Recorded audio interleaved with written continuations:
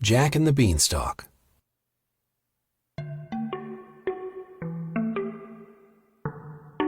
Jack was always getting things just a little confused.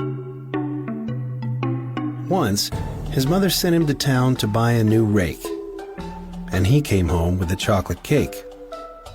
Another day, she asked him to go fetch some wood, but instead he stretched and took a walk in the woods. So it shouldn't have surprised her that when she sent Jack off to sell their cow to improve their lot, he came home with a handful of beans in an old pot.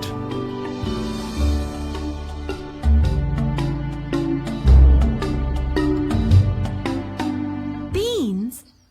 How could you sell our cow for beans? But the man said they were magic beans. Look, they're really beautiful. It wouldn't have been so bad if Jack and his mother had another cow, but they were very poor, with nothing to eat, and not even a cup of milk to drink. How are we to live on a handful of beans? She was so angry that she threw the beans and the pot out the window. Beans, of all things.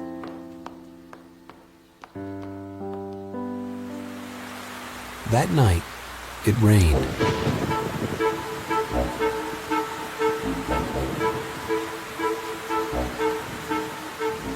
When Jack and his mother awoke the next morning, they discovered that an enormous beanstalk had sprung up overnight, What? right where the beans had landed, Wow! and wound its way up into the clouds. What? That's incredible. I think I'll see where this beanstalk leads. His mother tried to stop him, but Jack had already scampered out of her reach up the stalk. Maybe I'll find some more beans higher up. Then we can make some bean soup. Jack climbed and climbed. In fact, he climbed so high that he went right through the clouds. At the top of the beanstalk, he found a country like none he had ever seen before. Everything was much, much bigger. The grass came up to his knees, and the butterflies were as big as birds. Cool. Nearby, he saw a large stone house, a castle, actually. Soon Jack found himself knocking on a huge, heavy door. It creaked open, and a normal-sized woman looked suspiciously through the crack at him. I'm lost. And you'd better stay that way.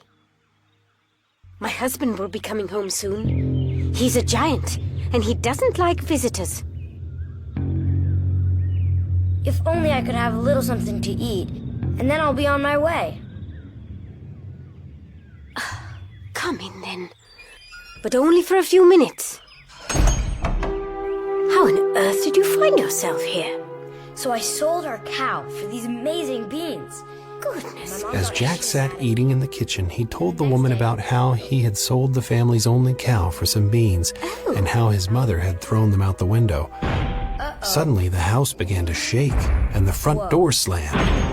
Quick, get under the table. She lifted the tablecloth and showed him a place where he could hide. What's for dinner? Your favorite meal. Giant pie with a dozen crusty baguettes. And for dessert... But before she could finish, the giant sniffed the air and bellowed. Fee, fi, fo, fum. I smell a visitor. Yum, yum, yum. Fish or fowl, cold or hot. We'll cook him up inside my pot. You see, the giant only liked company he could serve up for dinner. I'm very sorry, my dear. But you must be imagining things. There's no one here except you, me, and the goose.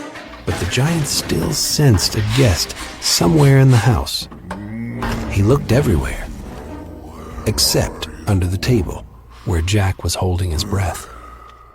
When the giant was done searching his house, he sat down and quickly devoured his supper. Then he called for his goose, and she waddled over from her nest in the next room. He picked her up, placed her on the table, and commanded her. Lay. And she did. Egg after egg after egg of pure gold. The goose kept laying eggs until the giant grew tired of the game. His eyes began to droop, and he fell asleep right there at the table. When the giant began to snore, his wife reached under the table and pulled Jack out by the collar of his shirt. Quick! Leave before he wakes up. Seeing the golden eggs and the goose, and thinking faster than he had ever thought before, Jack snatched the goose from the table, tucked her under his arm, and dashed out the door before the giant's wife could stop him. Wait! Goodness gracious! With the goose honking the whole way, Jack raced over to the beanstalk and climbed down.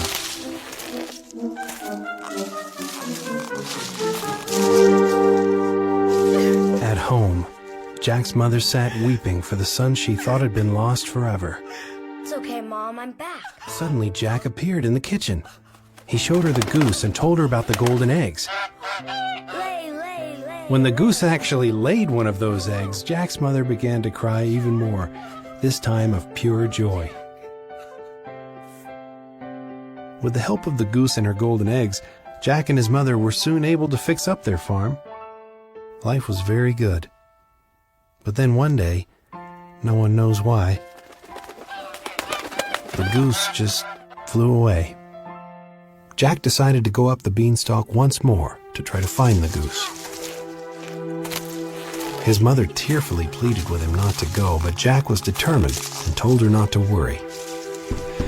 Again, Jack found himself knocking on the giant's door, and again the giant's wife opened the huge door just enough to look out. How could you come back after what you've done? Do you know what a story I had to make up to stop my husband from ransacking all of creation for you and his precious goose? I told him the goose just flapped her wings and flew out the window, but I don't think he believes me even now. Suddenly, the ground began to tremble. Quick! Come inside. You've got to hide before he gets here. If he finds you, he'll throw us both into his pot. With that, she tugged Jack into the house just as the giant was rounding the corner. Hide in here. This time she hid Jack in the oven. What's for dinner? Another favorite. I've fried 100 smelts with truffle sauce for you. And for dessert... But before she could finish, the giant sniffed the air and bellowed just like he had done the last time. Fee, fi, fo, fum. I smell a visitor. Yum, yum, yum. Fish or fowl, cold or hot. We'll cook him up inside my pot. Oh, no, not again. Oh, don't break that. Oh, This time, the giant checked under the table first. that's broke. Then he looked in all the closets and pantries Oh, my feet. and even under the sofas. Oh, But he didn't check the oven because he thought no one could possibly be hiding in there. ridiculous. Finally, the giant settled into his chair and gobbled up his supper, right down to the last smelt. Wife, bring me my sack. The giant's wife went to a chest in a corner of the kitchen and returned with a small, well-worn leather sack. She placed it on the table in front of him. The giant untied the strings and opened the sack. Roll out, roll out, roll out. A gold coin tumbled out of the sack.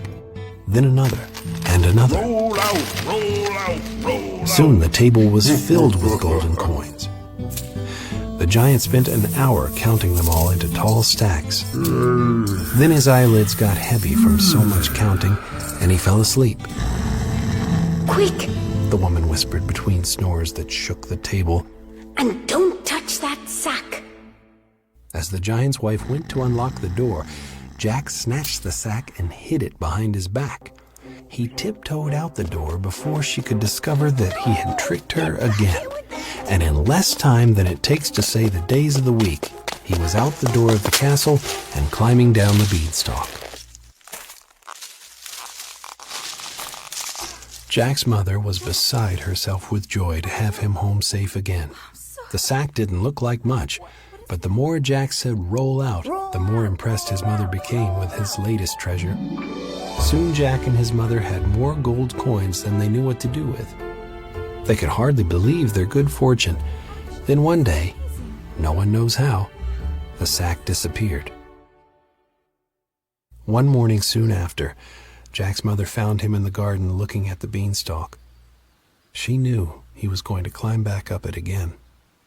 We have everything we could ever need. Just one more trip.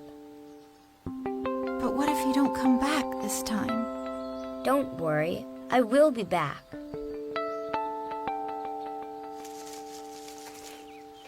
And up the beanstalk he went, and again he knocked at the giant's door, and again the giant's wife answered.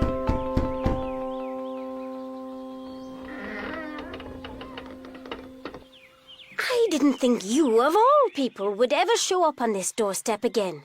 Do you know how furious my husband was when he discovered his sack had been stolen? It's the way of the world. In fact, someone just took it from me. Something smells really good in there. Hey, do you think I could try some of that, whatever it is? Oh, all right. It's a strudel. But before he could take his first bite, the giant came thundering home. Uh-oh. Quick! In here! She hid Jack in a big wooden tub that she used for washing laundry and threw some bedsheets over him.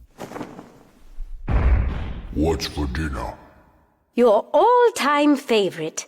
10 gallons of savory boar stew with rosemary and squash blossoms and a peck of parsnips on the side. And for dessert? But before she could mention the strudel, the giant sniffed the air and bellowed. Fee, fi, fo, fum. I smell a visitor. Yum, yum, yum.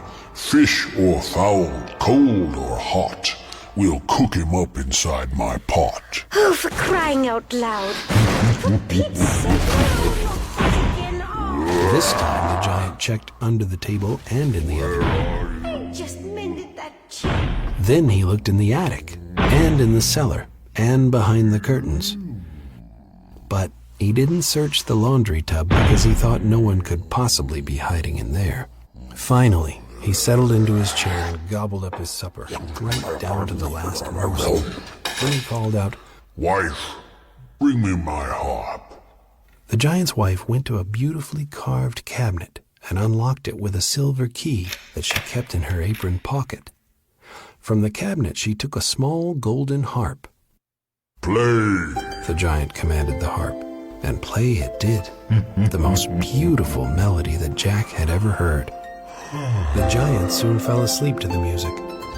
When he began to snore, his wife tiptoed to the washtub, pulled the sheets off of Jack, and pushed him toward the door. Quick! He could wake up at any second. Jack looked at the harp, and the giant's wife looked at him. I'll bring it with us. All I do up here is cook, clean, clean and cook, and all he does is moan and gripe. I'm going down the beanstalk with you.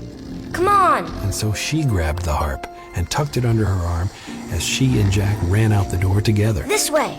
Oh, goodness. I can't keep up. The giant woke up as the music faded away. When he sat up and saw that the harp was gone, he knew he had been tricked again. He charged after the sound of the music until he reached the place where the beanstalk was poking through the clouds. He almost caught Jack by the sleeve of his jacket, but Jack slipped out of his fingers and disappeared down the beanstalk. The giant was ready to climb down too. He could hear the harp playing faintly below him, but he was frozen to the spot. You see, the giant was not afraid of many things, but he was afraid of heights. So he did what giants do. He bellowed and bellowed and bellowed. And he shook all the beans off the beanstalk. He almost shook off his wife and Jack as well, but they hung on for dear life.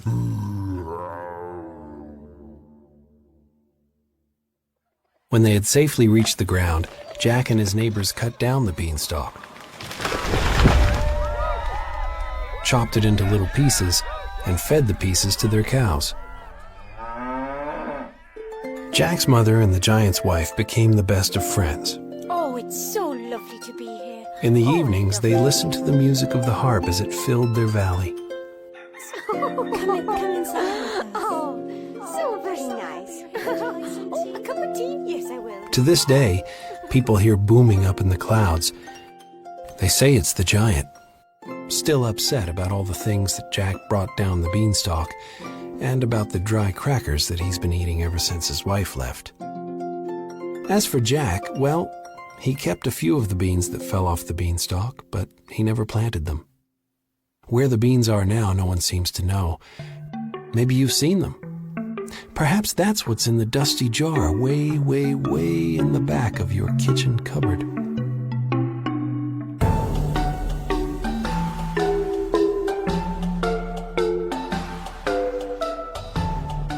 This adaptation of Jack and the Beanstalk is based on the retelling by John Check, originally published by Sterling Publishing Company. Narration and giant voice performed by Brian Chapman. The giant's wife was played by Katherine Allison, and Jack was played by Judah Lewis. Original music and sound design by Brian Chapman for Stone Skipper Sound. All rights reserved, 2013. Jack's mom was played by Claire Chapman. www.stoneskippersound.com